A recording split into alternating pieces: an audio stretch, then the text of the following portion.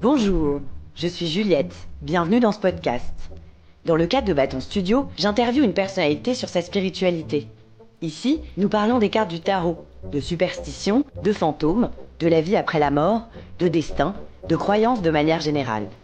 Dans cet épisode, nous rentrons dans l'intimité d'un invité, qui partage avec nous ses expériences magiques. Bonne écoute. Passive-agressive, il doit vraiment apprendre à gérer ça.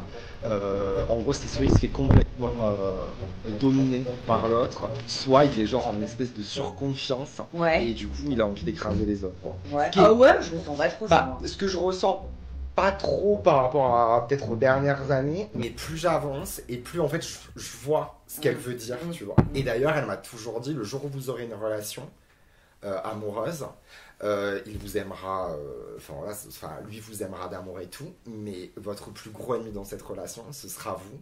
Attention à l'autosabotage, attention à la tromperie, attention à votre caractère colérique, ce qui est quand même pas du tout un trait de mon caractère qui ressort quand tu parles aux gens, tu vois, pas du tout. Mais tu vois, ça revient vachement, ces trucs-là. Donc voilà, et après, c'est ça, travailler l'équilibre, travailler le leadership, ça revient beaucoup, que j'ai envie de mener les gens, que j'ai envie d'être à l'initiative des projets, enfin tu vois, tout ce truc-là. Travailler mon rapport, c'est ça, travailler mon rapport dans les relations, de pas être trop écrasé, mais de pas non plus être trop écrasant, quoi, tu vois. Ok. C'est un peu, je pars avec un peu ce bagage-là de manque d'équilibre. Un peu. Et en même temps, je suis pas non plus, je suis pas le plus gros des zinzins, tu vois. Pas le plus gros, mais t'en fais partie quand même. Oui, mais ça va, tu vois, Alors, on prend les petites questions. Allez, ça part. Je suis prête. T'es quel signe astrologique? Je suis Gémeaux. Et maintenant que je te connais, j'ai un peu travaillé la question, j'ai fait mes petits devoirs. Gémeaux, ascendant Scorpion, et j'ai la lune en Capricorne. Ok. Voilà. T'as regardé sur internet, t'as regardé comment? Ouais, sur internet. T'as fait calcule votre thème, comment faire. Et t'as vu où était ton Mars ou pas? Je l'ai, ouais. Attends. Ouais, vas-y, on va regarder. Qu'est-ce que ça signifie pour toi d'être Gémeaux solaire déjà? Ça signifie beaucoup de choses.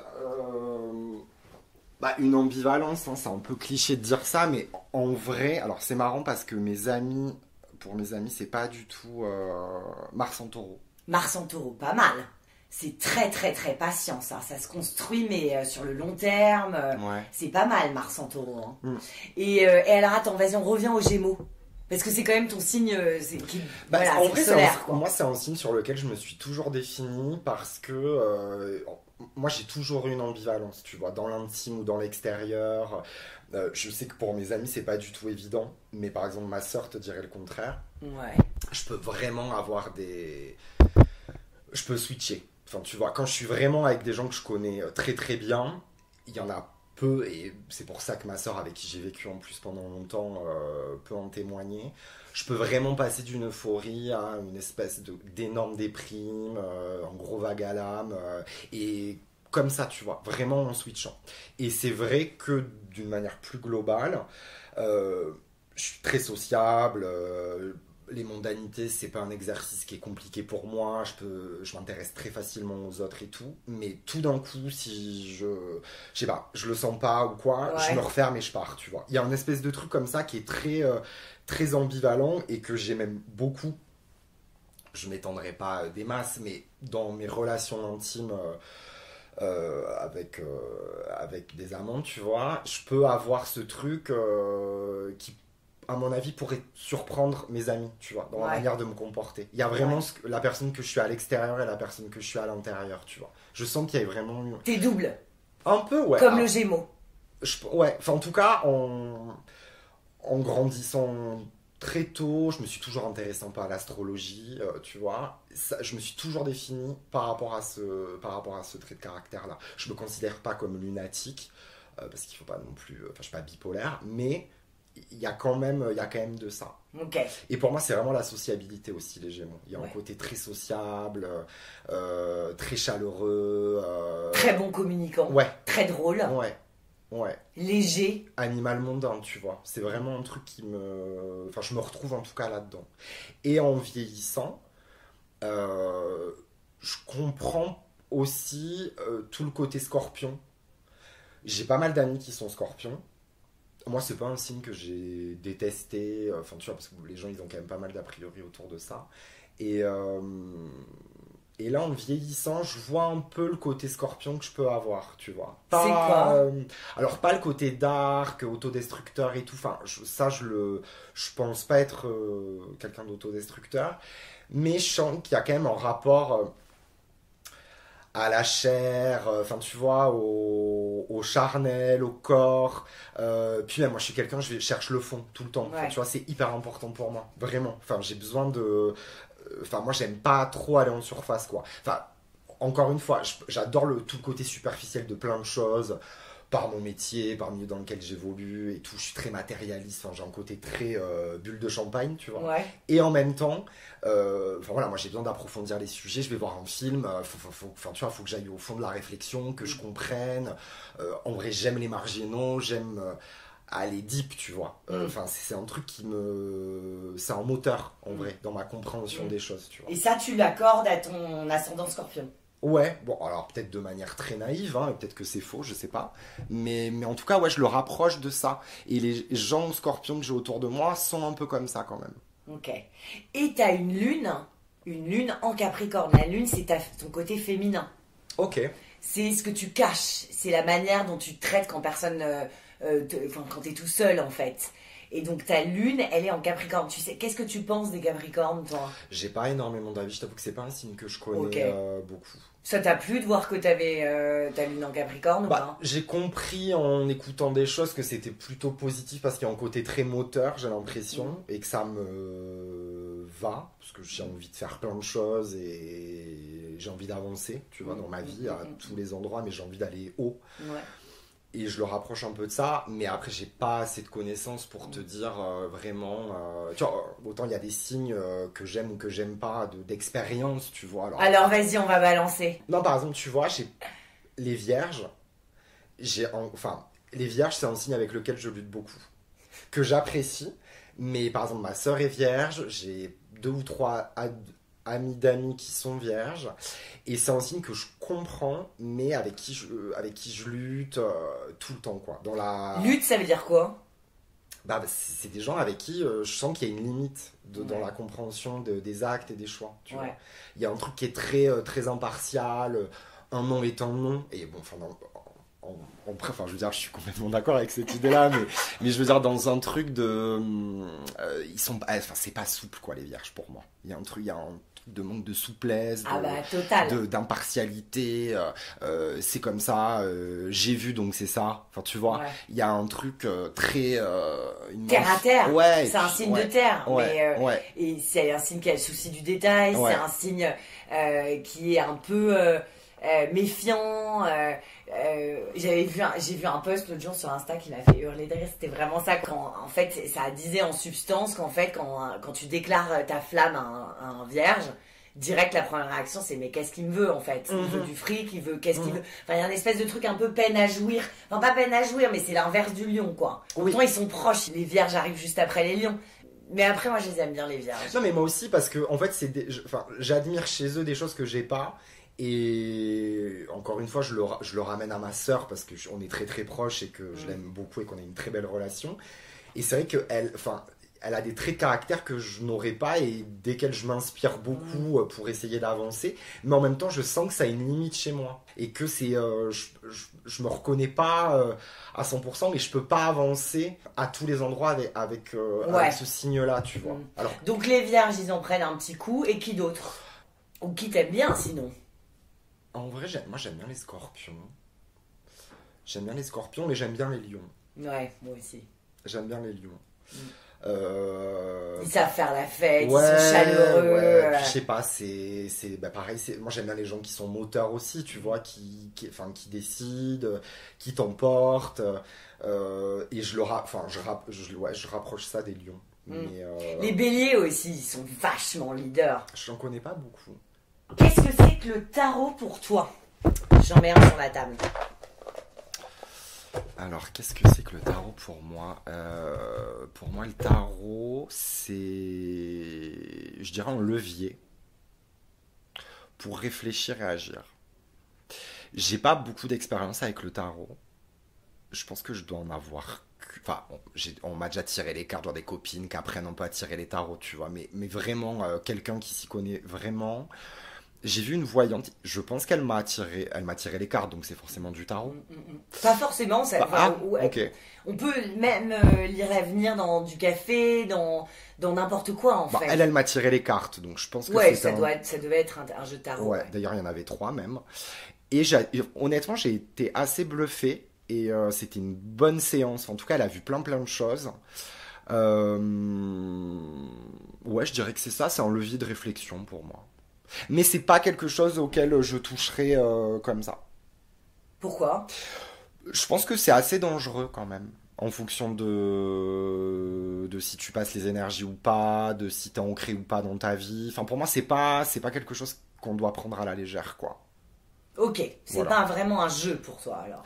Non, pour moi, c'est sérieux. Enfin, c'est pas. Mais comme tout le reste. Oui, ouais, c'est hyper sérieux pour moi. Ok. Est-ce que t'es spirituel ? Bah oui, j'espère. Ok. Ouais, si, j'espère quand même être spirituel. Oui, je pense que je le suis. Enfin, en tout cas, j'aime bien aborder ces questions-là avec les gens, avec mon entourage. Et ouais, prendre du recul et sortir peut-être je sais pas, d'injonctions à penser très cartésienne, tu vois, très enfin j'allais dire scientifique, mais je sais pas si c'est le bon mot, mais oui, si, je suis spirituel. Donc spirituel pour toi c'est quoi ? Pour moi la spiritualité c'est quand tu dépasses je le rapprocherais de la poésie, tu vois. Ouais. Pour moi c'est, je sais pas, quand tu vas par exemple, je sais pas, tu perds quelqu'un. Si ça t'arrange de le voir à des endroits, et je parle pas forcément d'entité ou de fantôme, tu vois, mais si ça t'arrange de croire que l'oiseau qui se pose sur ton balcon tous les matins en lien avec la personne qui est partie, et que ça te raconte quelque chose, et que ça va t'amener à travailler ton deuil différemment, tu vois, pour moi, bah, ça c'est une forme de spiritualité. Et c'est en fait, c'est voir des signes qui vont t'aider sans que ça vienne parasiter ta vie ou que tu sombres dans la folie, quoi. Ouais, exactement. Ouais. Exactement. Okay. Donc c'est une poésie, c'est une manière de voir la vie. C'est une lentille avec laquelle on regarde la vie. En fait. Okay. Pour moi, c'est un tiroir, quoi, tu vois. Il y a plein d'étages et il y a plein de degrés, pour moi, de spiritualité. Au quotidien, tu vois. Parce que, encore une fois, moi, je suis pas dans tous les trucs un peu yogi, l'Inde, enfin, tu vois, je suis pas du tout calé dans ces thématiques-là. Donc moi, la spiritualité que j'aime et que je travaille, c'est plus au travers de, je sais pas, de discussions que j'ai avec des gens, souvent autour de la mort, en vrai, quand même. Mais même, je sais pas, il t'arrive quelque chose, je sais pas, tu te fais voler, tu te fais agresser, je sais pas, mais en tout cas, enfin, prendre du recul et réfléchir et voir comment t'arrives à transformer cet incident qui a l'air plutôt négatif en quelque chose de plus englobant, tu vois. Ouais, un message, quelque chose qui pourrait amener des éléments de réflexion, quoi. Ouais. Est-ce que tu peux nous donner un exemple d'événements spirituels ou de choses que tu aurais vécues au travers de ce prisme-là ? Je réfléchis. Qu'est-ce qui m'est arrivé à moi ? Bah, moi, tout le travail, par exemple, que je fais en numérologie, je sais pas si on peut aborder ce sujet-là. Ouais, totalement. Maintenant. Mais pour moi, c'est un travail qui est complètement spirituel, parce que il n'y a pas un jour où je réfléchis pas à mon thème numérologique, à ce que me dit ma numérologue par rapport à l'année que je vais passer, et aux enjeux et aux barrières potentielles auxquelles je vais pouvoir faire face. Et toute cette réflexion-là que je peux avoir dans même ma manière de me positionner avec les autres, dans ma manière d'écouter les autres, dans ma manière de fermer aussi parfois la porte aux autres, pour moi, ça, c'est de la spiritualité, tu vois. C'est pas qu'un truc de développement personnel, ou c'est pas que pour moi, en fait. C'est aussi comment t'influes sur les autres en travaillant sur toi, tu vois. Est-ce que tu peux nous parler de ton thème numérologique et qu'est-ce que c'est pour ceux qui savent pas ce que c'est ? Alors, la numérologie, c'est, en tout cas la numérologie qu'utilise ma numérologue, c'est une science. Moi je vais mettre des guillemets, mais pour moi c'est une science parce que ça dérive du théorème de Pythagore. Et en gros la numérologie, c'est l'idée que tous les mots Donc les prénoms, les noms, les rues, enfin en gros tout peut être interprété par des numéros. Et de ces numéros vont découler des combinaisons de numéros qui vont donner des numéros. Et donc tu as le numéro intime, le numéro karmique, enfin voilà, tu as plein de types de numéros qui vont raconter différentes thématiques sur les personnes. Et en gros, ton thème global de numérologie, ça se présente un peu comme le déroulé de ta vie, si tu veux. Parce qu'en gros, en numérologie, tu as des cycles de 9 ans, en général. Même si après, en fonction des personnes, ça peut être plus ou moins long. Et donc, tu as ce thème, en fait, qui déroule un peu toute ta vie, tous les enjeux de ta vie, toutes les choses sur lesquelles tu dois travailler dans cette vie-là. Et tout ce qui peut se passer dans le positif comme dans le négatif. Donc c'est pas, dans 10 ans, tu seras marié, tu auras 3 enfants, et tu seras je sais pas quoi, tu vois, c'est pas ça.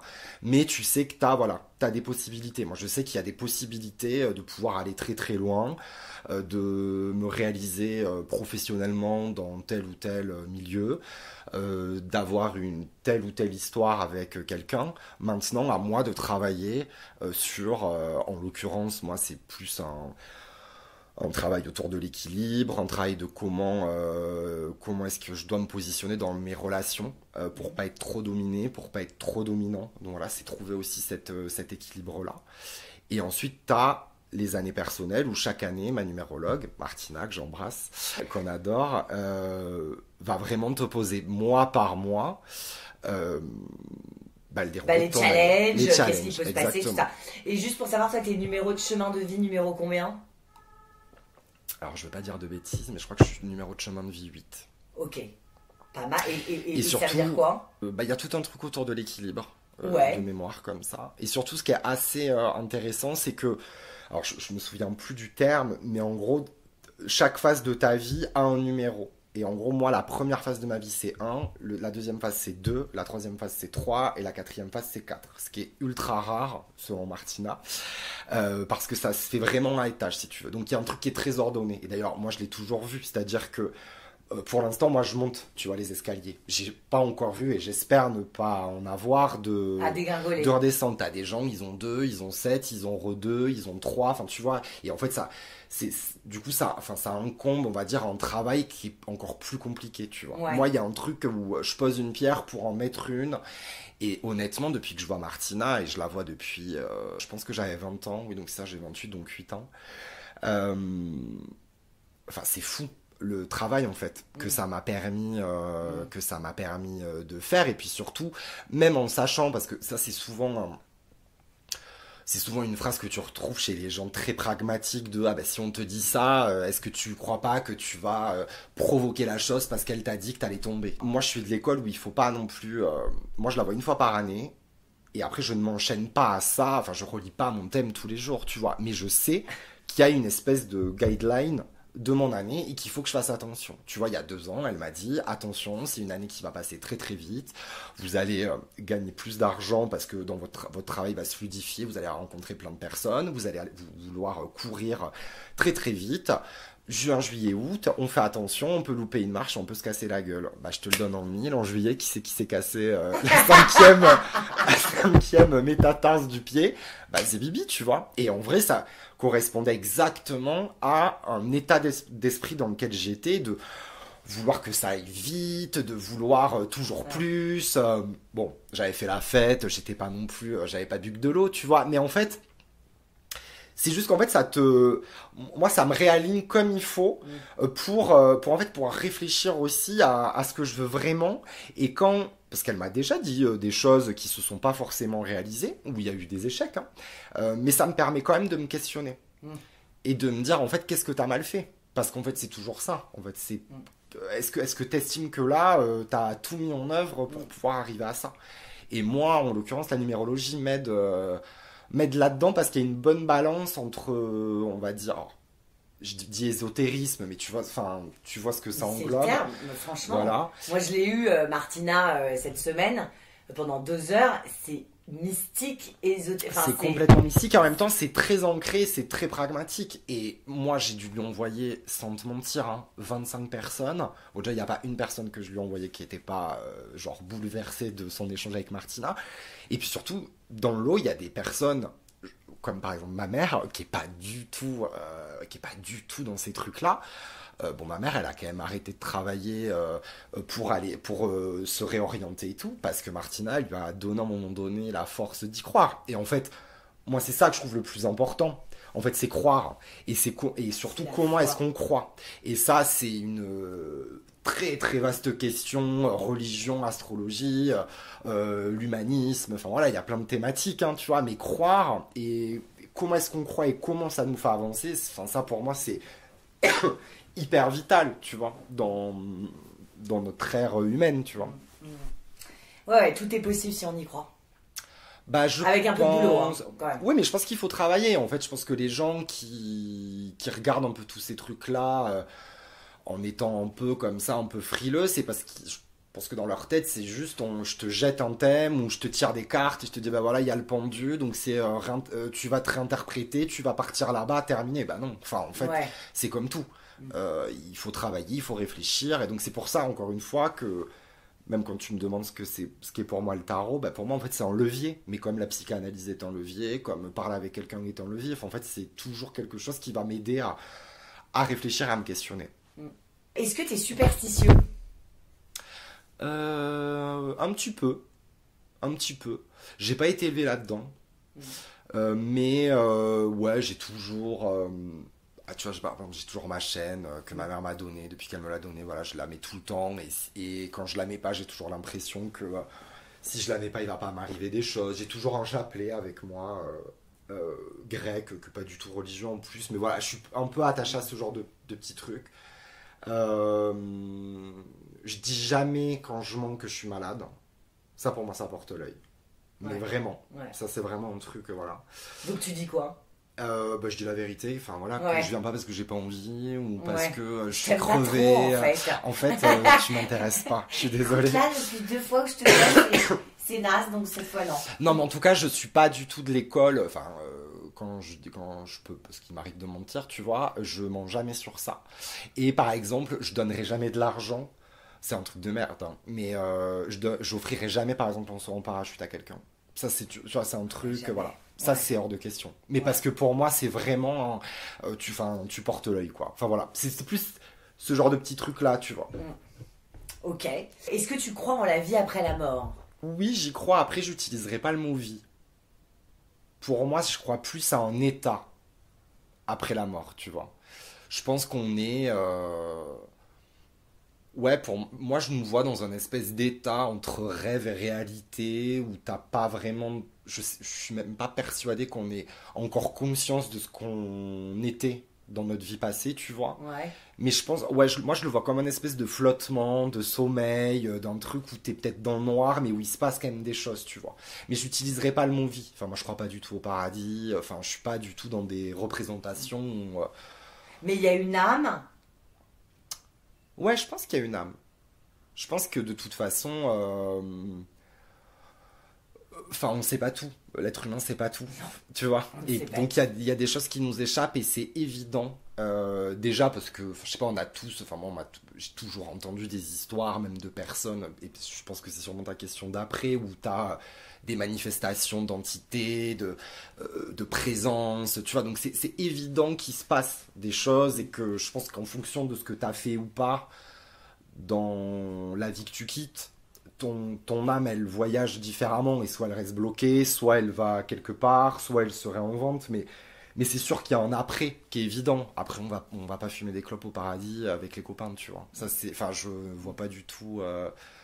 j'ai pas du tout cette photo-là. Mais je vois un état, moi. Plus comme, tu sais, quand tu rêves et que tu sais que t'es dans un espèce de truc où tu sais pas vraiment où t'es, tu sens plus vraiment ton corps, t'es un peu... ouais, je sais pas, t'es entre deux... Entre deux eaux. Ouais. Et on se réincarne parce qu'en numérologie, il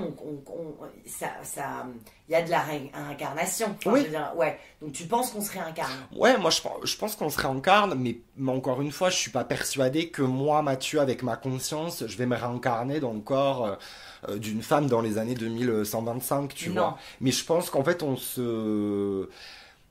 je pense qu'on se retrouve de vie en vie. Moi, tu vois, j'en ai pas beaucoup, mais il y a une ou deux personnes dans mes amis. Je suis sûr qu'on était fait pour se rencontrer aujourd'hui.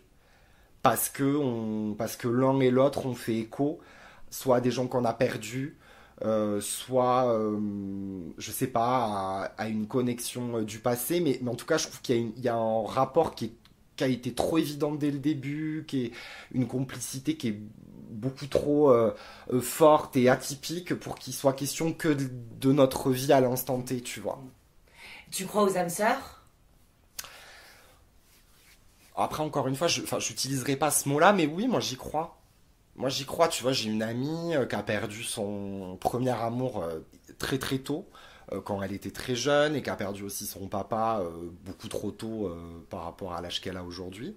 Et depuis qu'on s'est rencontrés, en fait, moi j'ai compris que je lui faisais énormément penser, mais de manière assez troublante, à ces deux hommes, tu vois, qui sont partis. Alors c'est des détails anodins, tu vois, mais par des goûts en cinéma, tu vois, où je vais aimer exactement les mêmes choses que son père, ou par une espèce de poésie que moi je peux aimer, qui va lui faire penser à son premier amour. Et tu vois, c'est un truc qu'elle me dit souvent, ah, tu te serais hyper bien entendu avec lui, tu te serais hyper bien entendu avec mon père, tu vois.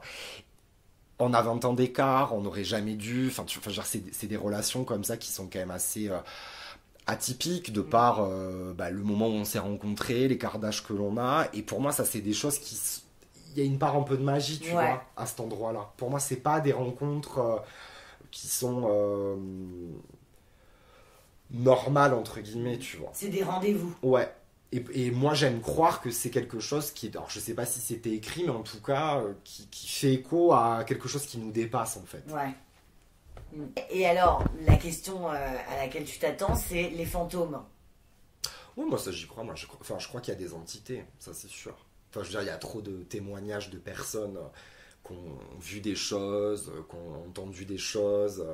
Hier, j'écoutais, avant de te voir... le podcast que tu as fait avec Magali, et qui a fait aussi écho à des choses même que des amis ont pu me raconter. Moi, je crois à ces choses-là. C'est évident qu'il y a des personnes qui sont là, qui sont pas parties, et qui restent, en fait, parce que trauma, parce que tué d'une certaine manière, parce que on n'a pas réussi à accomplir ce pourquoi on était là, dans cette vie. D'où l'intérêt de bosser avec Martina. Je pense. Non, mais je crois, tu vois, vraiment.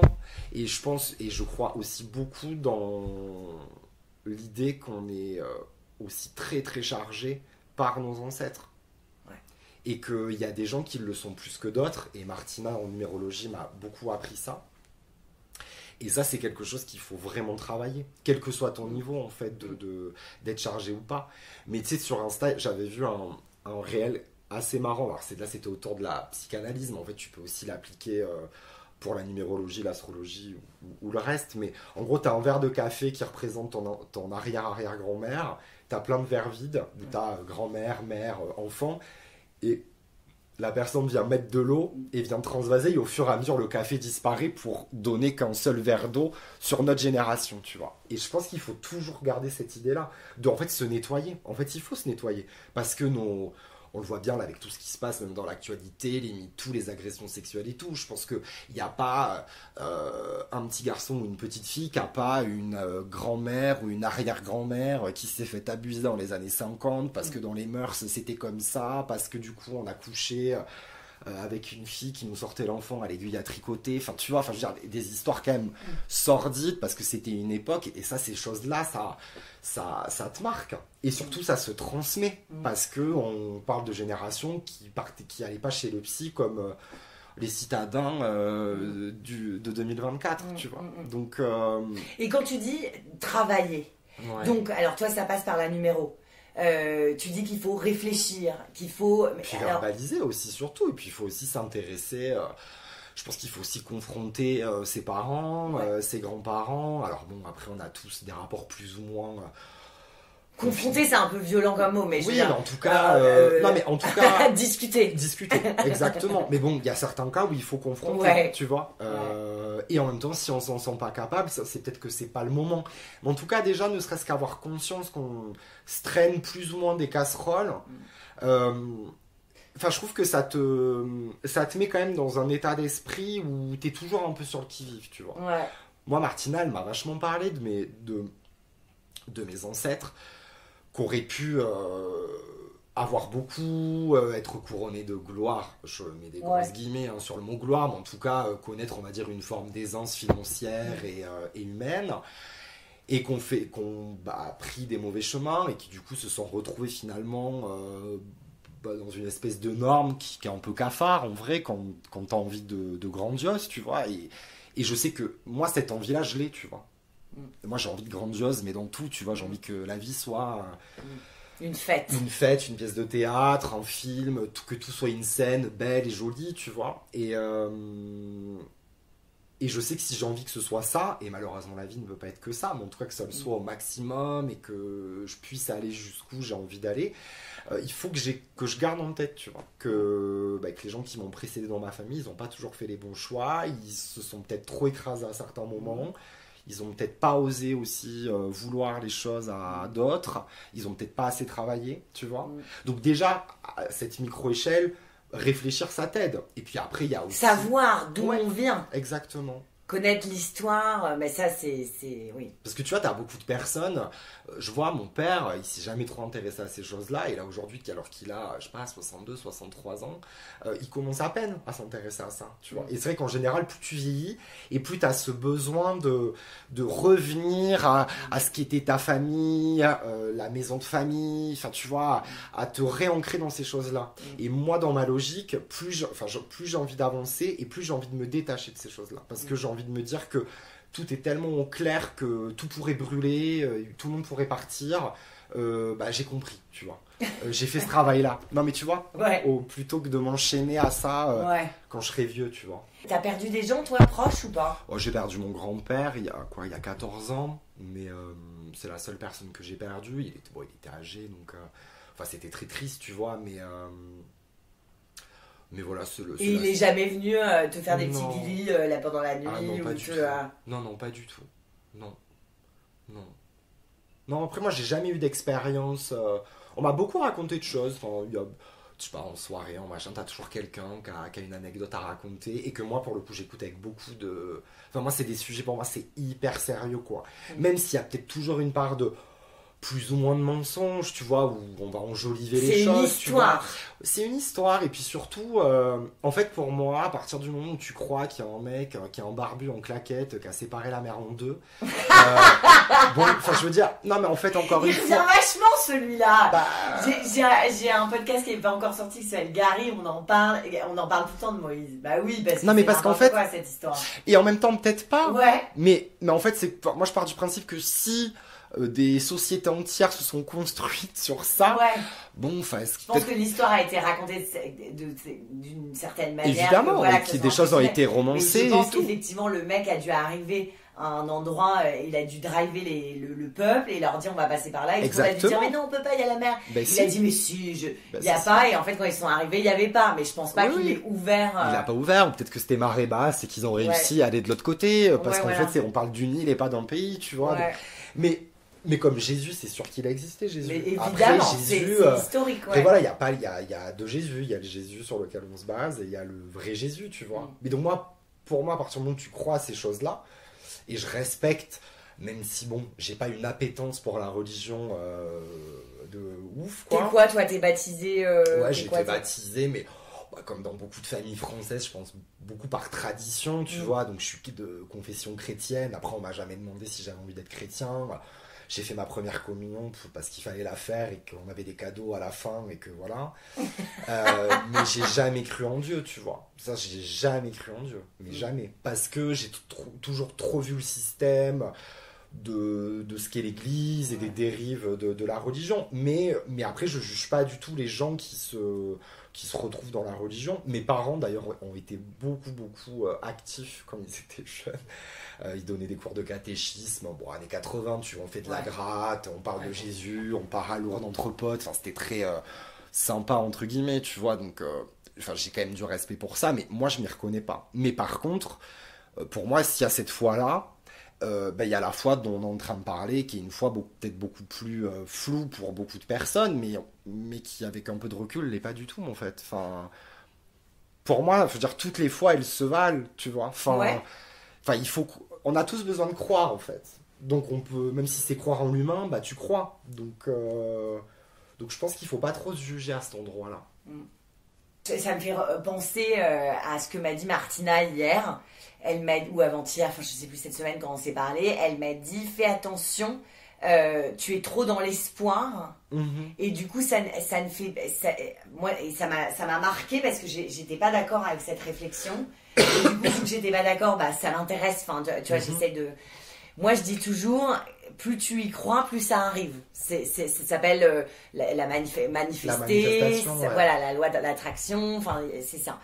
Et elle m'a dit l'inverse. Et ça m'a vraiment intéressée. Et elle m'a dit que pour mes relations amoureuses notamment, elle m'a dit non mais arrête d'être dans l'espoir et d'attendre, n'attends rien. Parce qu'en fait tu vibres espoir. Et ça, tu ne vibres pas le truc. Et elle m'a dit ça empêche l'homme de ta vie de monter sur son cheval. Monte sur ton cheval, chérie. Et elle m'a dit ça et je l'ai pas coupé machin et tout, mais je me suis dit tiens, intéressant. Mais je crois que je suis assez d'accord avec elle. Ouais, mais moi aussi du coup. Mais moi je crois l'inverse, mais du coup. Non mais je peux comprendre. Après moi le côté manifester, vouloir, tu vois le côté vraiment dire je veux. Je l'entends et moi je l'ai fait à une époque et c'est arrivé en vrai, mais quand même en ayant conscience de ce que je pouvais faire, parce que tu sais il y a cette expression quand on veut on peut. Moi pour le coup je suis pas du tout d'accord avec cette expression de quand on veut on peut. Il y a toute une thèse que je vais très mal expliquer parce que ma référence est un peu éloignée, mais une philosophe spécialiste de Spinoza, a développé une thèse comme quoi c'est pas quand on veut on peut, mais quand on peut, on veut.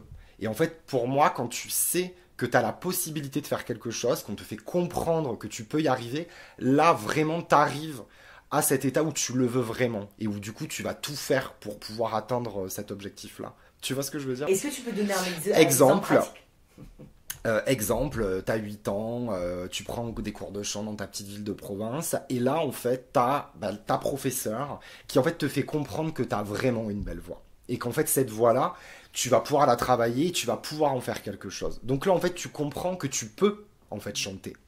Et donc, à partir de ce moment-là, tu vas vraiment vouloir devenir chanteuse et tu vas tout faire pour devenir chanteuse parce que tu sais que tu peux. Moi, j'adorerais être chanteur et faire de la scène, mais je sais que je chante pas bien. Tu vois ce que je veux dire ? Et on m'a jamais dit dans ma vie, parce que c'est la vérité, tu as une belle voix.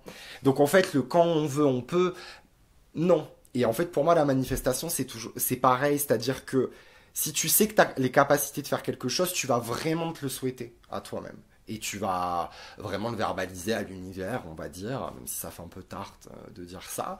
Et ça, moi, je peux croire. Là, je l'ai fait récemment. Je m'épancherai pas. Non, mais bon, on va dire par rapport à une rencontre que j'espère qu'il va bien se passer. Et en l'occurrence, je sais que j'ai verbalisé ça parce que je sais qu'avant tout, ça peut bien se passer. Parce qu'il y a tout qui est là pour que ça se passe bien. Donc, je le verbalise. Mais je m'amuserai pas à verbaliser quelque chose dont finalement je suis pas à 100% sûr que je serai bon là-dedans. Tu vois, je sais pas si c'est. Ouais, si c'est clair. Si c'est clair, mais. Donc c'est pour ça, je pense qu'il faut pas être trop. Je vois ce que veut dire aussi Martina dans le fait de trop dégager quelque chose. Ouais, dégager de l'attente en fait. De l'attente. Et puis surtout, je pense que c'est aussi une manière de te protéger et d'accepter aussi l'échec, tu vois, et de se dire. rien n'est acquis, on peut tout perdre à tout moment, et donc on avance et puis on voit, tu vois, et de pas tout mettre, de pas tout miser sur quelqu'un, de pas tout miser sur un travail, de pas tout miser sur une situation, tu vois. Parce que, bon, en tout cas, je sais que ça marche pas, tu vois. Je crois pas en ça, en tout cas. Donc tu dis que tu fais plus de demandes, mais t'en as quand même fait une cette semaine. Ouais, mais bon. Donc pour quelqu'un qui fait pas de demande, c'est quand même... Ouais, mais j'en ai fait 2 dans ma vie, tu vois. Ouais. Ah ouais, donc c'était donc gros rencard, là. Tu sais comment tu t'habilles? Je sais pas, on verra. On verra. On verra, ouais. Ok. Est-ce que tu peux me raconter une expérience magique? Alors, magie, bon, je sais pas si c'est de la magie, quand j'ai verbalisé, enfin en tout cas voulu vraiment quelque chose, tu vois, il y a 8 ans, je souhaite très très très très fort travailler avec quelqu'un, avec une femme que j'aime beaucoup. Moi aussi. Voilà. On peut dire qui c'est. Ouais, mademoiselle Agnès, enfin moi que j'appelle Agnès, mais voilà, qui est une grande dame de la mode et de la télé. Et je suis à l'école de mode, machin, je dois trouver un stage, mes études s'arrêtent. Et en gros, on me dit, il faut absolument que tu bosses avec elle. Tu vois, genre il faut que tu travailles avec elle, je te vois trop travailler avec elle. Enfin, tout le monde était en mode, non, mais c'est genre tellement évident et tout. Mais bon, on parle de quand même d'une personne que je ne connaissais, enfin je la connaissais, je regardais ce qu'elle faisait, mais je la connaissais pas. C'était pas réciproque, quoi. Enfin, tu la connaissais, elle n'avait aucune idée de mon existence. Elle ne savait pas, ouais. Et mais c'est vrai que je sais pas, j'ai toujours eu ce truc où je me suis toujours dit, je travaillerai pour elle. En fait, je savais que j'avais quelque chose à faire avec elle. Mais alors d'une manière très naïve et très théorique. Hein. Mais je sais pas, j'étais convaincu de ça. Et moi, chez moi, quand je suis seul, je parle. Mais c'est un truc que je fais depuis tout petit. Je fais des interviews ou en interview. Mais vraiment premier degré. Hein. Donc je sais pas, c'est un truc que j'aime bien, qui relève vraiment du jeu, tu vois, mais vraiment un truc très, très enfantin. Putain, mes potes, j'espère que mes potes vont écouter ça. Ah, mais bien sûr qu'ils vont écouter. Et pas que tes potes. Hein. Mais Et alors, attends, est-ce que tu peux juste, nous faire un exemple d'interview? Je sais pas, interview, je suis réalisateur et donc je parle, je sais pas, j'ai gagné un prix et j'explique mon film, comment j'ai construit mon film. Enfin, en fait, je me projette, quoi, tu vois, je me projette vraiment. Enfin, moi, je suis très rêveur, je suis très dans... Je me fantasme beaucoup de choses, tu vois. J'adore rêver et m'évader, tu vois, dans mes pensées. Donc, je peux être chanteur, je peux être réalisateur, je peux être, je sais pas, connu sans savoir pourquoi je suis connu, ou juste, je sais pas, donner mon avis sur une... je sais pas, sur une situation, sur quelqu'un. Et tu prends un accent américain ou... Pas du tout, non, je te parle comme là, Okay. je le fais, mais seul, en fait, chez moi. Je sais pas, ça m'amuse, ça me fait rire. Et donc, je sais pas, j'ai 20 ans. Et je dis, voilà, j'ai commencé à travailler avec Agnès, machin. Enfin, je sais pas, je fais comme si j'étais, tu vois, je sais pas, j'étais connu et je racontais que j'avais travaillé au début avec Agnès, quoi. Et la vie a fait que j'ai rencontré une fille qui était l'assistante de la styliste d'Agnès, qui, sur une espèce de j'ai besoin d'aide, machin, je me retrouve à la démerder pour un retour shopping dans les bureaux d'Agnès. Je tombe sur Agnès qui me parle 2 secondes et demie sans vraiment trop savoir qui je suis. Voilà, terminé. Si tu cherches un stage, tu m'écris, machin. Mais bon, j'ai pas son mail, j'ai pas son numéro de téléphone, j'ai rien du tout. 2 mois passent. Une pote de pote, un jour m'envoie un mail, le mail d'Agnès. Je fais un mail très simple où j'écris stagiaire à prendre ou à aimer. J'ai envie de travailler avec vous. On s'est croisés il y a 2 mois, je sais pas si vous vous souvenez et tout. 2h30 plus tard, elle me rappelait et j'étais travaillé avec elle. Enfin, je travaille encore aujourd'hui avec elle, mais en gros, ça fait 8 ans que j'ai une relation de travail amicale avec cette personne, tu vois. Et ça, pour moi, c'est de la magie. Enfin, tu vois, il y a un truc qui relève quand même de la magie parce que, en fait, je saurais pas comment l'expliquer. C'est pas du tout un truc présomptueux de dire, moi, je pouvais, il y avait que moi qui pouvais travailler avec elle. C'est pas du tout ça. Mais je sais pas, j'avais une intime conviction que ça allait se faire, en fait. Alors que j'avais pas de stage, que je savais pas comment j'allais gagner de l'argent après avoir terminé mon école.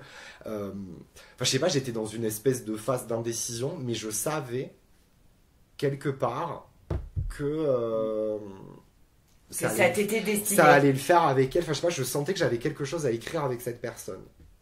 Et même elle, quand je lui ai demandé pourquoi elle m'avait répondu, elle se souvenait de moi, j'avais une bonne tête, voilà, mais Même elle, en fait, il y a eu un truc très machinal, très automatique. Elle a besoin d'un stagiaire, un mail arrive, elle m'appelle. Mais bon, elle aurait pu tomber sur un stagiaire qui allait bosser 2 mois avec elle, avec qui ça allait pas vraiment le faire.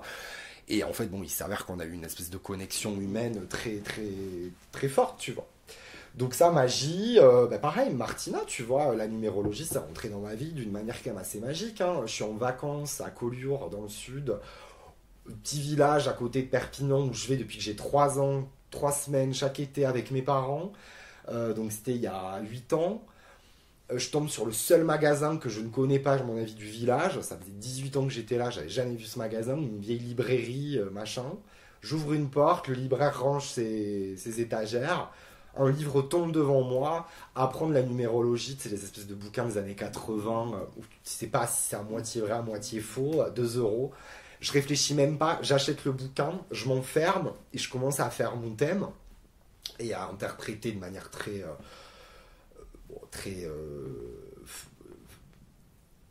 novice, exactement. Ma vie, quoi. Je rentre de vacances, je parle avec la meilleure amie de ma mère de numérologie, et là elle me dit, tu sais que moi j'ai une numérologue que je vais voir depuis 6 ans, je l'adore, elle s'appelle Martina, il faut absolument que tu l'appelles. 2 jours plus tard, je rencontre Martina, et là je mets un pied dans la numérologie, tu vois.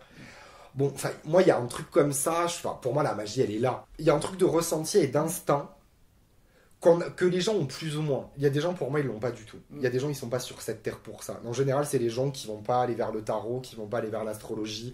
C'est les gens hyper méfiants qui vont toujours te dire « Non, mais la fille qui t'a tiré le tarot, elle a tapé ton nom sur Google et puis elle a vu que tu faisais ci, elle a vu que tu faisais ça. » J'ai jamais fait ça, moi. Non, mais tu sais, t'as des gens... J'ai jamais regardé. Quand je suis allé voir ma voyante, tout de suite, on m'a dit « Ah non, mais là, elle t'a dit ça, parce qu'elle m'a vraiment dit des trucs. » Pour le coup, j'ai un peu halluciné, tu vois. Du genre donc elle m'a tiré un jeu. Alors, je sais pas si c'était un tarot. Il y a la diva dans le tarot. Non. Bon, c'était un jeu où il y avait la diva comme personnage, on va dire. Et en fait, elle m'a tiré 3 jeux et donc elle me connaissait pas. Et à 2 reprises, je tire la diva. Ce qu'il faut savoir, c'est que la diva, c'est mon surnom. Que me donnent certaines personnes autour de moi, dont Agnès, c'est un truc qui a beaucoup été utilisé dans le travail, bon bref, par rapport à une anecdote. Donc il y a vraiment des personnes pour qui je suis diva et pas Mathieu, quoi. C'est vraiment mon surnom. Et donc là, elle m'a tiré 2 fois la diva. Elle m'a parlé d'une femme avec qui j'ai une relation très particulière dans le travail. Enfin, tu vois, elle m'a vraiment parlé en fait de choses très très concrètes. Et quand je raconte ça à des gens, bon, t'as toujours la petite bande de pragmatiques, que je déteste pas. Hein. Et d'ailleurs, j'ai des amis qui font partie de cette bande-là, mais qui pour moi sont des gens qui de toute façon sont trop jeunes en termes d'âme pour aller dans ces médiums-là. Manque de poésie. Tu parlais de poésie. Voilà. Quand on manque de poésie, qu'on peur en fait aussi, et surtout qui n'ont pas d'instinct. Et à contrario, je me mets pas forcément dans la team des gens qui ont de l'instinct pour tout, mais en tout cas, je pense qu'il y a des gens qui sont un peu magiques entre guillemets. Et qui vont avoir ce truc de sentir en fait les choses. T'as des gens, moi j'ai des gens autour de moi, ils ont jamais galéré pour trouver du travail, même quand c'était la merde, parce que j'ai rencontré telle personne, parce que j'ai le bagou pour sentir que lui, il va me la mettre à l'envers, que elle va pouvoir m'ouvrir une porte, pour prendre le bon avion au bon moment. Enfin, tu vois, il y a des gens qui ont cette magie-là en eux, quoi. Et ça, je trouve que c'est quand même, c'est génial quand t'arrives à cultiver ça. Et est-ce que, à ton avis, c'est quelque chose qui peut se travailler ou tu l'as, ou tu l'as pas. Je pense que ça se travaille. Ouais. Mais je pense quand même qu'il y a un terrain.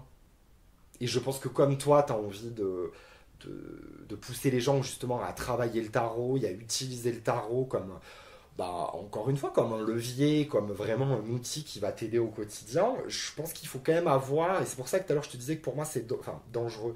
Je pense qu'on ne peut pas tous toucher ça. Je pense qu'on n'est pas tous prédisposés à toucher ça tout le temps, quand il y a des moments dans notre vie où on peut en avoir besoin, des moments où il faut ranger le jeu, tu vois. Mais il y a plusieurs lectures au tarot. Tu peux le jouer comme un jeu divinatoire, donc c'est-à-dire où te connais, enfin vraiment qu'est-ce que je dois faire, quelle position, enfin tu vois, c'est avoir un dialogue avec tes cartes. Donc divinatoire, avoir un dialogue avec tes cartes, c'est encore une autre façon de jouer. Et il y a encore une autre façon de jouer, c'est-à-dire qu'en fait chaque carte a une histoire et vient avec des leçons. avec des clés en gros, les 78 cartes, chaque carte représente un aspect de l'expérience humaine. Par exemple, là, j'ai tiré le pape. Le pape, il te dit que dans la vie, on a besoin d'apprendre toute cette vie et on a besoin d'enseigner aux autres ce qu'on a appris. C'est un échange, ça fait partie de l'expérience humaine. On est tous professeurs et élèves. C'est-à-dire que, à tour de rôle, tu vois ce que je veux dire. Ça te dit que à n'importe quel âge, tu peux reprendre tes études, te réinventer. Ça te parle d'institutions, ça te parle de foi, ça te parle de plein de choses en fait. Et c'est ça qui est extraordinaire aussi, c'est-à-dire que tu peux aussi pratiquer le tarot. Pas seulement divinatoire, pas comme un outil de développement. Plus comme un plus pragmatique. Ouais, genre en fait je lis la Bible, je me renseigne sur la Kabbale. Mais tu vois, pour moi, même dans cette démarche-là, ça rejoint ce qu'on disait tout à l'heure, il faut quand même être un minimum spirituel, je pense. Il faut quand même avoir envie de prendre quand même du recul sur les choses et de pas juste s'en tenir à un espèce de postulat très pragmatique de c'est comme ça parce que c'est comme ça. Tu vois, j'y suis pas arrivé parce que j'ai eu 12 sur 20, tu vois. Ouais. Non, mais parce que t'as des gens qui sont comme ça. Et en même temps, c'est pas du tout une critique, mais je pense qu'on n'est pas tous... on n'a pas tous la force aussi et la disponibilité pour faire ça, tu vois. Et je juge pas, hein, tu vois. Mais c'est pour ça que pour moi, c'est sérieux. Pour moi, c'est pas du tout... alors, c'est sérieux dans un... Gémeaux très sérieux, mais dans un truc qui est aussi très bulle de champagne, tu vois. Mais c'est pas... moi, je m'amuserais pas à tirer des trucs comme ça et tout. Moi, si je me tire les cartes, je me tire les cartes, quoi, tu vois. Je me tire les cartes parce que là, il faut que j'ai besoin d'avoir du carburant pour amener ma voiture à la prochaine aire d'autoroute, tu vois. Donc... ouais, si, quand même, tu vois. Je pense qu'il faut quand même être spirituel en minimum, quoi. Sinon, Après, je veux pas être fataliste et dire que les gens qui sont trop méfiants resteront méfiants toute leur vie, mais moi, j'ai une ou deux copines, elles sont allées voir ma voyante. Bon, tu vois, elles étaient pas prêtes, je pense. Ah ouais, puis pourquoi ? Parce que, après, il y a aussi une rencontre de personnalité. Ouais. Et ça, c'est hyper important moi, pour l'instant, j'ai vu que des femmes, donc je vais dire intervenantes, mais en gros... que ce soit un intervenant ou une intervenante, je pense que tu as la personnalité qui est hyper importante, surtout dans ces arts-là. Et puis, il y a aussi, il faut aussi être prêt à entendre des choses que tu n'as pas envie d'entendre. Je parle pas de mort. Ça, après, il faut aussi arrêter avec ces trucs-là de « ouais, non, mais ça me dit que j'ai un cancer ». Bon, déjà, tu as une chance sur deux d'avoir un cancer, mais ça, c'est le lot de de personnes occidentales qui bouffent de la merde, et voilà. Enfin, tu vois, c'est normal, en fait, hein. Désolé, mais c'est la vérité. Et puis, au-delà de ça, un bon intervenant, il va pas te dire ça. Non. Bien en fait, c'est ça aussi qu'il faut accepter. Mais il faut accepter d'être bousculé aussi. Mais oui. C'est ce que je t'ai dit. Mais c'est comme la psychanalyse. Ouais. Enfin, pour moi, c'est la même chose. Moi, je vais chez le psy comme là, je viens de te parler et tirer faire un tirage, comme je vais voir ma numérologue. Hein. Moi, il n'y a pas de... Enfin, tu vois, pour moi, c'est hyper important. Juste pour revenir sur la magie de la vie, elle est où pour toi, la magie ? Donc, on avait dit les rencontres. Ouais, pour moi, c'est les rencontres. C'est aussi voir... moi, là, tu vois, il me semble que j'arrive à un moment de ma vie où je vois un peu le fruit du travail que j'ai fait. Que ce soit avec le psy, avec la numérologue, ou tout simplement dans le travail et tout. Et je trouve que là, il y a quand même une forme de magie. Quand tu vois que tu avances, en fait, et que du coup, il y a des choses qui se débloquent, et qu'il y a des rencontres que tu n'aurais peut-être pas fait il y a quelques années parce que tu n'étais pas disposé à ça, parce que tu n'étais pas prêt à t'ouvrir. Je trouve, c'est encore une fois lié à la rencontre.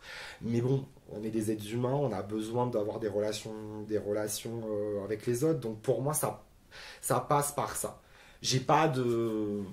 Moi, après le côté magie de, je sais pas, l'univers m'a montré que parce qu'il y a une hirondelle qui est passée, moi je l'ai jamais vécu ça. Donc moi je le lis vraiment aux rencontres que j'ai faites et au même âge, pas des gens que j'ai eu sur ma route, à des rencontres, enfin tu vois, à des surprises, enfin je sais pas, il y a... Ouais, je lis beaucoup à ça. C'est quoi les rêves pour toi ? C'est tout, enfin moi c'est ma vie les rêves, donc je rêve tout le temps. Mais tout le temps. Tu fantasmes ? Je fantasme et je rêve, les deux. Ok, rêve éveillé quoi. Moi là je marche, je rêve, hein. Enfin moi tout est scénario, mais c'est pour ça que j'ai envie de faire du cinéma aussi. Tout est, je sais pas, je rencontre quelqu'un, je l'imagine tout. mon avenir, je m'imagine tout, quoi, tu vois. Enfin, vraiment, je rêve en permanence, quoi. Je suis très, très, très rêveur, quoi. Et c'est quoi tes rêves, hein, par exemple? Tu peux nous en raconter un? Genre, tu passes devant tous les ex en bombe et tu serres la main à Trump. Non, ces trucs absurdes. Non, mais je peux rêver de... je sais pas, d'écrire et de réaliser un film. Je peux rêver de... Je sais pas, de... tomber fou amoureux de quelqu'un et que ça marche. Je peux rêver d'aller en bal avec je sais pas qui. Je peux rêver que la vie soit une comédie musicale. Je peux rêver... Enfin, tu vois, c'est plein de choses. Rêver de rencontrer quelqu'un comme dans un film. Enfin, tu vois. Tout est matière à rêve, à poésie, quoi. Mais moi, après, je sais que mon gros problème, c'est la réalité, quoi. Enfin, moi, le côté quotidien... Non, mais c'est vrai, j'ai vachement de mal avec le côté très... normal, quoi. Tu vois, de la vie, la routine. Enfin, moi, j'aime les personnes qui sont hautes en couleur, les marginaux, enfin, tu vois, les zinzins, quoi. Tu vois, j'adore avoir des gens qui me stimulent et qui sont hauts en couleur, quoi. Donc, ça, et le rêve accompagne ça, quoi. Et les rêves quand on dort? Alors, ça, c'est marrant, je me souviens pas trop de mes rêves. Non, pas beaucoup. C'est très rare que je m'en souvienne. Ouais, j'ai pas. Je sais qu'on rêve dans tous les cas, mais j'ai pas de. Je suis pas quelqu'un qui va te raconter ses rêves le lendemain matin, quoi, tu vois. Je m'en souviens pas. Je rêve beaucoup, enfin, je m'imagine beaucoup de choses en m'endormant. Moi, après, j'ai des gros soucis de sommeil, donc je peux mettre genre 1h30, 2h avant de m'endormir. Ouais. Donc en général, pendant 2 heures, un coup, je le rencontre dans la cuisine, un coup, je le rencontre chez des amis, un coup, je le rencontre dans la rue. Enfin, tu vois, je me refais plein de scènes comme ça. Et ça, je m'en souviens. Mais après, les rêves, non. Pas de souvenir. Et même quand t'étais gamin? Oh non. Ok. Est-ce que tu crois au destin? Oui. Ouais, tu disais tout à l'heure un peu, ouais. Il y a des rendez-vous. Il y a des rendez-vous, ouais. Tu crois que toute ta vie est écrite et qu'en fait... Après, je pense que voilà, faut mettre une...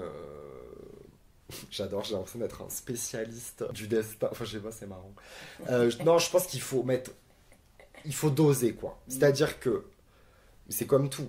Je pense qu'il y a le destin, mais après, il y a aussi les choix que tu fais et les bonnes et les mauvaises décisions que tu prends. Donc, je pense qu'il y a plein de choses. Il y a des choses qui sont écrites. Je pense qu'on est prédestiné à des choses. Mais après, si tu décides d'auto-saboter, voilà. Donc, les pragmatiques diront oui, donc ça veut dire que tout et rien n'est possible. Mais en soi, oui, c'est vrai. Mais par contre, je pense que oui, il y a des... il y a des gens que t'es amené à rencontrer. Enfin, je veux dire, c'est... Je sais pas... Il y a quand même des clins d'œil, non, dans la vie, qui sont assez... je sais pas, je trouve qu'il y a des trucs de cycle et de roue. Enfin, tu vois, il y a un truc qui est quand même pas... Encore une fois, si t'es un peu spirituel, tu vois ces choses-là, quoi. En quoi tu crois? En quoi je crois... en vrai, je crois en moi, déjà. Ouais. En vrai, je crois en moi.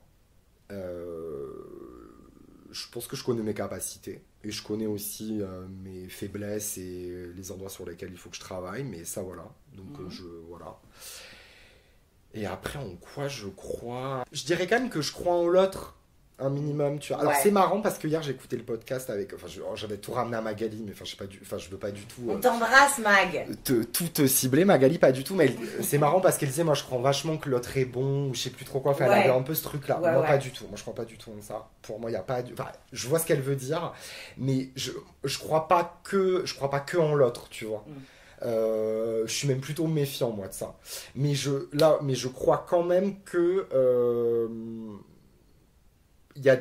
je pense qu'il y a des associations de personnes qui peuvent te permettre à toi et à l'autre d'aller très très loin. Ça, j'en suis persuadé. Je pense que si tu trouves la bonne personne, que ce soit en amitié, en amour ou même professionnel, ça j'y crois. Je crois en la cohésion. Il y a des cohésions qui peuvent nous permettre d'avancer. Ça, c'est une évidence. À l'inverse, je crois vraiment que tu peux aussi t'auto-tuer en mettant la mauvaise énergie et dans la mauvaise relation, ça c'est sûr. Je crois en quoi d'autre? Je crois Je crois qu'on a tous un pouvoir en vrai, de Ouais. pouvoir avancer, ça c'est sûr. Mais encore une fois, c'est beaucoup de travail et on n'est peut-être pas tous et toutes disposés à le faire dans cette vie-là aussi, peut-être. Mais je crois qu'on a tous une force, ça c'est sûr. Et je pense qu'il est jamais trop tard pour faire ce travail-là. Moi, je connais des gens qui le font à plus de 50 ans et qui se questionnent et qui essaient de, justement, tu vois, travailler comme ils n'ont jamais travaillé de leur vie sur eux pour pouvoir avancer. Donc, je crois qu'on a quand même une vraie force. Je sais plus qui me racontait l'autre jour que sa mère venait de commencer une analyse alors qu'elle a 70 Ouais, ans. mais c'est ouf de Et faire je ça. trouvais ça Mais génial, bien sûr. quoi. J'adorerais être la psy de cette ouais. nana, genre bon, mais genre, Non, mais c'est génial. je trouve ça génial. C'est ouf quand même parce que ça veut dire que tu y arrives quand même. Ouais. Enfin, tu vois, Enfin, cette dame va pas mourir demain, mais Bah je veux non, dire... elle a encore 30 Voilà, ans. mais ce que je veux dire, c'est qu'elle aura peut-être commencé tard, mais elle aura quand même, tu vois, décidé Ouais. de travailler sur ces choses-là. Et Ouais. ça, moi, je trouve ça fou, quoi. Donc, je crois quand même dans une forme de pouvoir. Mais après, croire, c'est tellement vaste. Tu sais, ça me fait penser à cette série, je sais pas si tu l'as vu, The Leftovers, Bah oui. qui est incroyable, parce que ça questionne tellement la foi Ouais. à tous les niveaux, tu Ouais. vois, que ce soit dans les institutions, la religion, le fait de croire en rien, mais du coup, ça devient aussi une croyance. Ouais. En fait, tout est croyance, tu vois. Mm. Mais en tout cas, moi, je crois pas en Dieu, je crois pas en... Je pense qu'il y a des forces, mais je pense qu'on est plus comme les arbres qui communiquent entre eux et qu'il y a un truc qui nous dépasse plus dans nos capacités, tu vois. Mm. Je le rapprocherais presque d'un truc limite scientifique, tu vois, Mm. dont on n'a pas conscience, tu Mm. vois.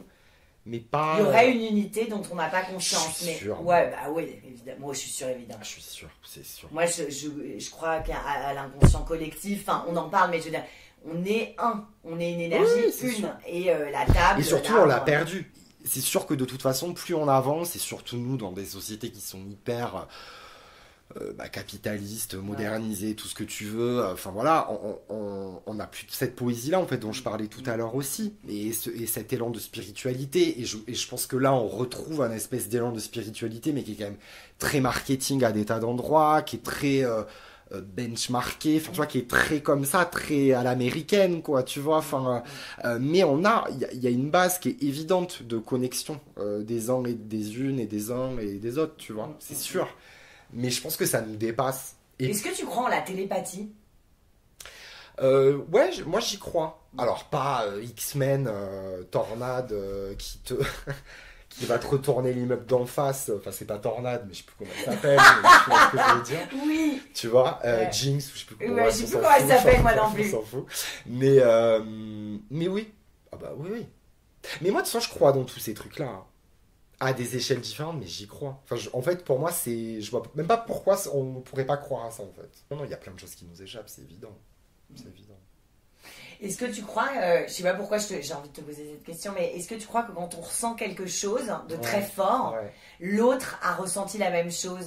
Bah, moi, oui.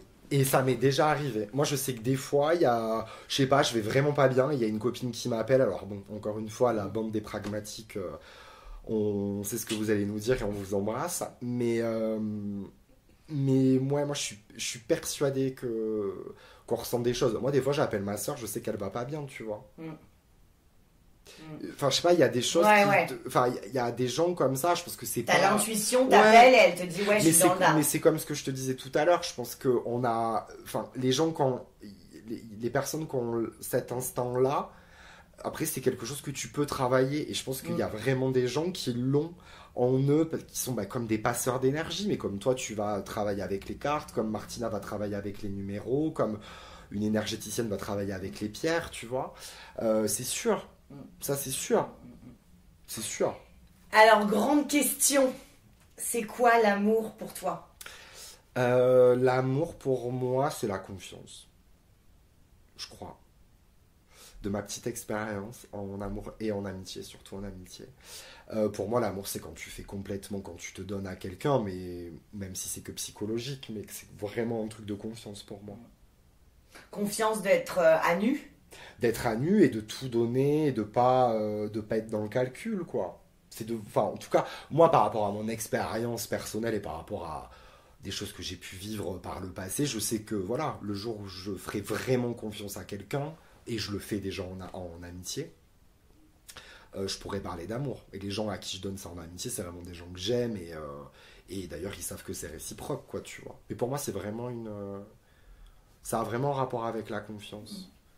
Et si en vrai t'as la confiance, t'as tout, t'as la liberté, t'as le lâcher prise, t'as pas de jugement, enfin tu vois, tu peux tout faire après, hein, tu peux péter dans le lit, enfin tu vois, tu peux tout... Non mais c'est vrai, faut quand même garder un peu de mystère, mais en tout cas il y a un truc de confiance, quoi. T'es d'accord ou pas avec ça? Mais je suis hyper d'accord et j'adore ta réponse. Ouais, la confiance. Et alors comment ça se construit la confiance? C'est quelqu'un, bam, bah toi t'es digne de confiance, ou ça se construit, ou tu fais des tests. Moi je pense que là, je pense que déjà il y a une forme d'évidence. Hein. T'as des gens, moi il y a des gens en qui j'ai confiance et il y a des gens en qui j'ai pas confiance. Et je sais très bien que si j'ai pas confiance en eux, j'ai raison de pas. Moi je scanne hyper bien, mais genre vraiment hyper bien. Je peux pas parler d'instinct, mais je vois très bien, tu vois. Et je sais que mes amis les plus proches, en vrai, j'ai eu très rapidement confiance en eux et en elles, tu vois. Enfin, il n'y a pas eu de test, il n'y a pas eu d'étape de validation. Après, si, tu peux mettre à l'épreuve une amitié et questionner la confiance, parce que malheureusement, la confiance, elle se questionne, surtout quand on parle de, je sais pas, 10, 20, 30 ans de relation. Et des fois, tu vas perdre la confiance de quelqu'un pour la retrouver. Ou pas. Ou tu vas décider que... Non, mais parce qu'après, c'est ça aussi, tu vois... je pense qu'une relation, il faut aussi peut-être accepter qu'elle doit durer 10 ans. Moi, il y a des très belles histoires d'amour qui se sont... d'amour, d'amitié, je veux dire, c'est la même chose. Qui se sont arrêtées, que j'adore. Et elles se sont arrêtées. Et c'était très bien. Il y a un moment mais il fallait aussi qu'elles s'arrêtent. Moi, je sais que je suis pas... les gens, ils t'appartiennent pas. Et surtout, tu peux pas partir du principe que ça va durer toute la vie. Moi, je crois pas à ça. Je pense que tu peux travailler une relation pour qu'elle dure, mais tu vas accepter qu'il y aura des hauts, il y aura des bas. Il y a des moments où, malheureusement, la relation va peut-être être un peu moins forte et un peu moins intense, que tu vas aussi t'éloigner pour mieux la retrouver derrière. Que tu vas questionner du coup ta confiance à l'autre, parce que évidemment le fait de l'avoir plus ou moins dans ta vie avec plus ou moins d'investissement va faire que tu vas re-questionner aussi plein de choses. Mais bon, la promesse de 30 ans sans ombre au tableau, c'est pas vrai. C'est impossible. On sait tout, tu vois. Donc voilà. Mais déjà, avoir confiance en quelqu'un à un instant T, moi je trouve que c'est déjà énorme. Surtout dans la société dans laquelle on est, où on est quand même soumis à un taux de rencontres. Aujourd'hui, tu te mets sur une application de rencontres, sans parler d'amour, tu vois, mais je veux dire, on est tellement soumis à rencontrer un nombre de personnes par jour. Dans les faits, on pourrait rencontrer 15 personnes si on voulait par jour, tu vois. Et tu as des métiers, toi en l'occurrence, mais tu me diras moi aussi, on peut rencontrer beaucoup de personnes la même journée. Donc en fait, maintenir un lien avec quelqu'un, c'est hyper compliqué. Ne serait-ce qu'au bout de 5 ans, tu vois. Pour revenir sur la confiance, qu'est-ce que tu sous-entends qu'est-ce que ça cache, ce mot, la confiance? C'est baisser les armes. Moi, dans mon cas, c'est livrer une part de ce que je suis que je donne pas à tout le monde.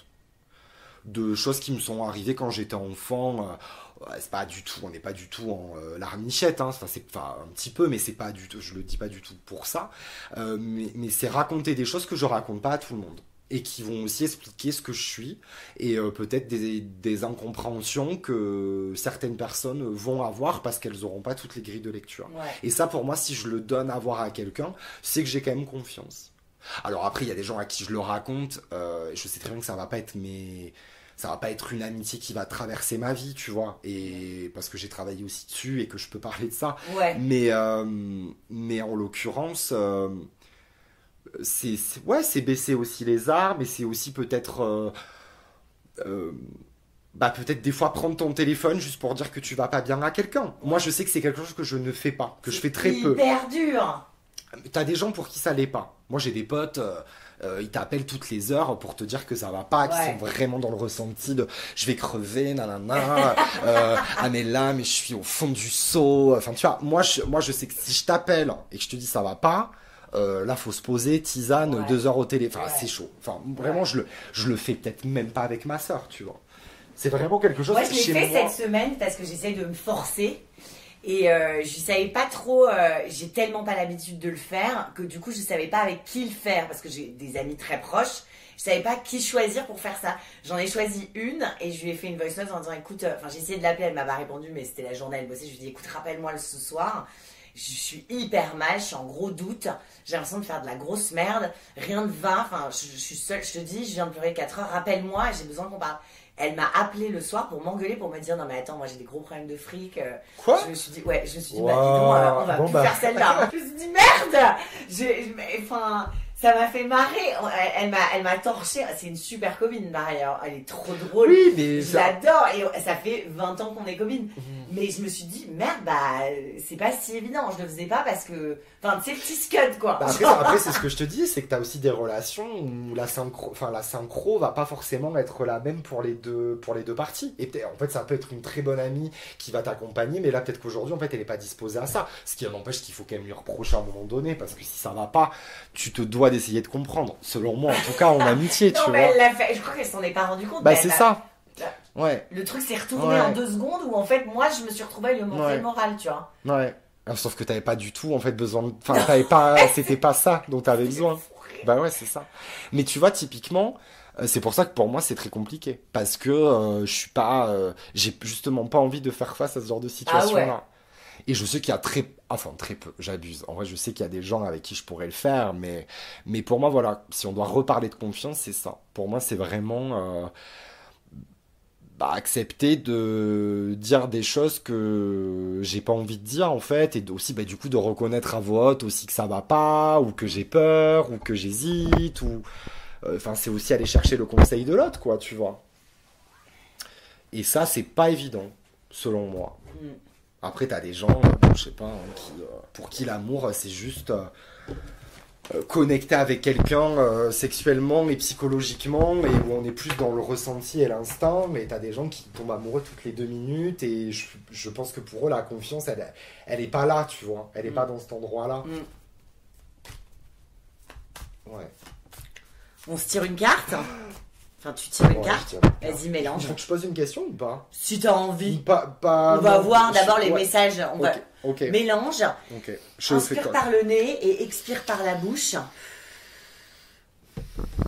Ok. Attends, faut couper. Ah là, t'es encore en train de mélanger. Ok. Faut que tu coupes avec ta main gauche. Je coupe comme ça? Ouais. Je fais comme ça? Ouais. Ok. J'adore tellement. En plus, j'ai fait mes ongles. C'est pour ça, c'est trop beau. 8 de bâton. Le 8 de bâton, c'est qu'il y a des messages, il y a quelque chose qui s'accélère. Okay. Ça se fluidifie. Okay. Il y a un message, c'est le tourbillon de la vie, en fait, le 8 de bâton. C'est vraiment quand les tourbillons amoureux, c'est que la vie va t'attraper, tac! Et en fait, tu vas être, à 12 lieues de là où tu étais, et sans que tu fasses rien, en fait. C'est la vie qui te prend et qui intervient. Ça peut commencer par un texto, un mail ou quelque chose, mais c'est vraiment, les échanges sont rapides et ça t'emporte. Ça fait sens. Ça fait sens. Je vais pas au-delà, mais ça fait sens. On comprend. Ouais. L'auditeur n'est pas con. Hein. Il sait que c'est une histoire d'amour. Il sait que c'est le rencard. Oui, attends, j'ai pas du tout envie qu'il écoute ça en plus. Mais il l'écoutera pas. Non. Attends, on va faire de la pub, Juliette, quand même. On va relayer tout ça. Alors, je tire? Ouais, tu m'en tires. On va faire sur cette problématique-là? Ouais, vas-y. Ok, t'en tires 3. Okay. Tu les retournes pas. Hein. Ok. Donc on est sur une question amoureuse. Oui. J'adore. Ok, alors attends, on range les cartes. On va regarder. Ouais, Queen of Coins. Waouh. Putain, on a que des coupes sur la table. Oh là là, et on termine par la carte majeure de la force. Alors, on a fait un tirage avec 3 cartes. Passé, présent, futur. D'accord. Ok. Dans la carte du passé, on a le 4 de coupe. Le 4 de coupe, c'est quand tu t'ennuies. Mais qu'il y a une proposition qui va t'être faite dont tu n'as pas conscience, ou tu en as conscience, mais tu n'as pas, ce n'est pas encore là. Ok. Qui va te faire sortir d'un ennui et d'une frustration. Parce que le 4 de coupe, c'est vraiment... je peux pas dire autre chose que c'est la carte de l'ennui et de la stagnation. Ouais, stagnation, il se passe rien. C'est vraiment...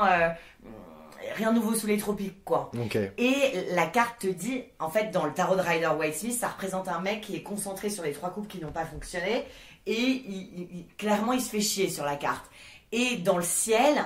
T'as une main qui sort d'un nuage et qui lui tend une coupe. Une coupe, c'est l'as de coupe. C'est le début d'une période extrêmement heureuse.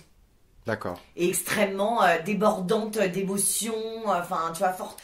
Donc, il y a quelque chose qui va arriver dans ta vie qui va mettre du piment et voilà, ça va te remettre de la vie dans ta vie.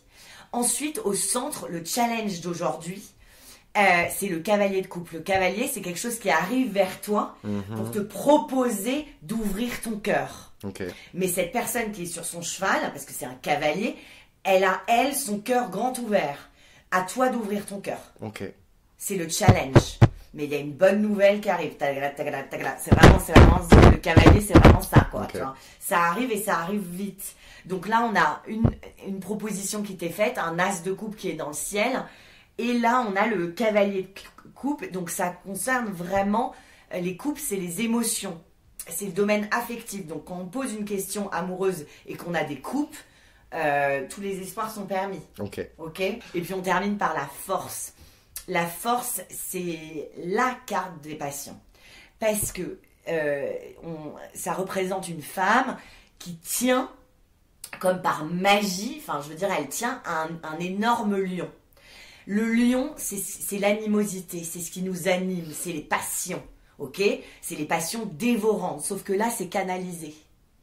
Elle ne se fait pas bouffer par sa passion. Elle canalise, c'est-à-dire qu'elle dompte. Elle dompte ce qui l'anime. Donc, il y a l'idée d'un équilibre. Il y a l'idée d'un équilibre, de quelque chose d'extrêmement fort, de passionnant, d'animal. Alors, animal, tu parlais de rencontre où tout d'un coup... Oui, un truc, oui, comme une évidence, oui, je vois. Oui, ce truc comme 2 animaux qui sentent et qui se... Oui, de fluidité, quoi. Ouais. Donc, quand on pose une question amoureuse et qu'on a la force, c'est qu'attends-toi à être bousculé. Parce que la force... En fait, toutes les cartes ont 2 pôles, un pôle positif et un pôle négatif. Une énergie a toujours 2 pôles. Moi, je dis toujours, l'extraverti, c'est le même que l'introverti. L'extraverti, si tu lui dis, qu'est-ce que tu ressens? Il se planque. À l'introverti, tu lui donnes une bouteille de champagne qu'il boit, je peux dire que tu vois son cul, quoi. Enfin, je veux dire, c'est les mêmes, tu vois. Et en fait, la force, c'est quand tu fais les gros bras, ou quand tu parles fort, ou que machin, c'est quelque part, on t'a coupé la chic, ou on t'a... Enfin, tu vois ce que je veux dire, il y a une faiblesse que tu essayes de planquer. Tu vois, quand tu sors les crocs, ok? Le message de la carte, c'est la vraie force, c'est tes vulnérabilités. C'est de montrer c'est assumer. C'est jouer avec tes faiblesses. C'est ça, la force. Et la vraie faiblesse, c'est d'oublier qu'on est fort. Enfin, c'est toujours le même truc. C'est-à-dire qu'en fait... Ne rentre pas dans des rapports de force dans cette relation, ok? Ça sert à rien, ok? Dominant-dominé, t'en parlais. Tu sors la carte du dominant-dominé. C'est-à-dire qu'en fait, personne domine personne. Enfin, l'animal a sa place autant que la nana, en fait. Et c'est ça qui est magique, c'est que les 2 collaborent. Les 2 forces collaborent. Mais donc c'est le challenge, mais c'est bon signe quand même, parce que c'est dans la carte du futur, c'est que ça va te passionner cette histoire, que tu vas te rendre compte que tu arrives à canaliser la force comme tel un Jedi, mais super Jedi, quoi, et que ça va être une relation marquante. Ça va être une relation marquante. Autre chose qui me marque, qui me choque là quand je vois ce qu'il y a sur la table, c'est qu'on a, dans le tarot, tu as 78 cartes, tu as les cartes mineures. Ouais, c'est un délire. Attends, 2 secondes. Donc, en fait, t'as les cartes mineures qui vont de... donc, t'en as 56. On en a 2 là, mais t'as les cartes, si tu veux, comme ça, 4 de coupe. Et après, t'as les cartes de cour, roi, reine, cavalier, valet. Et t'as les cartes majeures, qui ont un numéro et un nom. D'accord. Toi, t'as 3 cartes et t'as une de chaque. T'as une mineure, une de cour et une majeure. Qu'est-ce que ça veut dire? Je le dis pour ceux qui veulent vraiment apprendre à se tirer le tarot. Quand on tire 3 cartes et qu'on a une de chaque, qu'est-ce que ça veut dire? Ça veut dire que tu as tout entre les mains. Dans cette relation, il y a toutes les énergies qu'il faut pour que ça soit complet, rond, plein, harmonieux.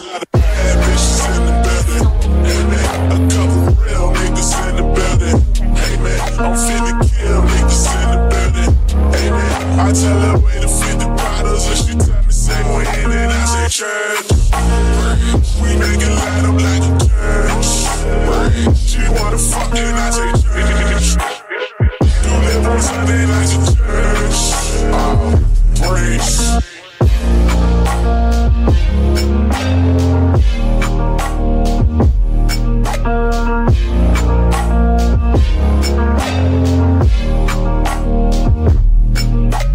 Forget I'm forgiving for caring about how they living and loaning a little money and keeping them out of prison. I ain't lying in my verses, I'm just telling you the basics of growing up with your friends and becoming the one that made it.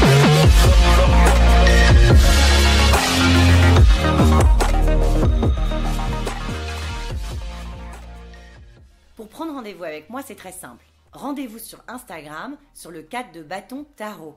Et si cet épisode vous a plu, n'hésitez pas à mettre 5 étoiles sur votre plateforme d'écoute, à en parler autour de vous et à partager l'épisode. Je vous embrasse fort. N'oubliez pas que si on y croit, nos rêves se réalisent. Bonne chance